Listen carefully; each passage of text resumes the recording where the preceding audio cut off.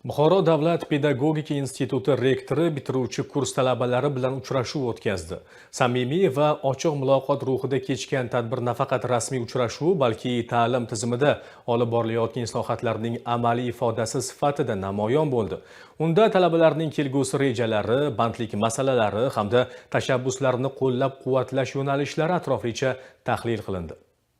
Mazkur uchrashuv davomida davlat rahbarining yoshlar bilan o'tkazgan muloqotida belgilangan ustuvor vazifalar mazmun mohiyati keng sharhlab berildi. Bu esa ta'lim muassasasi faoliyati mamlakat miqyosida olib borilayotgan yoshlar siyosati bilan uzviy bog'liqligini ko'rsatdi. Bitiruvchilarga bugungi islohotlarning markazida aynan yoshlar turgani, ularning tashabbuskorligi va bandligi asosiy mezon sifatida qaralayotgani alohida ta'kidlandi. Xususan, yoshlarning tashabbuslarini qo'llab-quvvatlash va ularning bandligini ta'minlash bo'yicha natijadorlikka asoslangan yangi yondashuv boshlanganligi qayd etildi.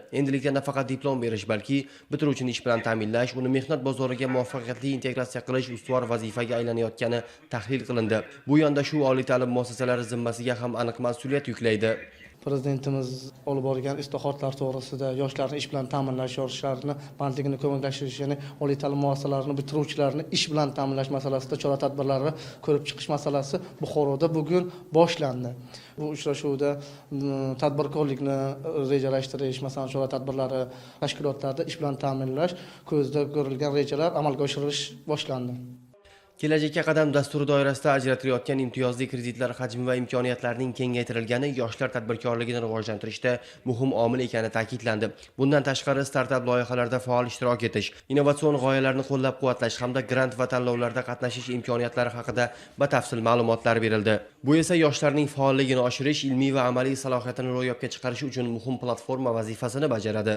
Shuningdek, dual ta'lim tizimiga e'tibor kuchaytirilayotgani, ya'ni ta'lim jarayonini amaliyot bilan uyg'unlashtirish orqali bitiruvchilarning mehnat bozorida raqobatbardoshliligini oshirish masalalari muhokama qilindi. Tadbir yakunida bitiruvchi talabalar o'z fikr-mulohazalari, taklif va tashabbuslarini bildirishdi.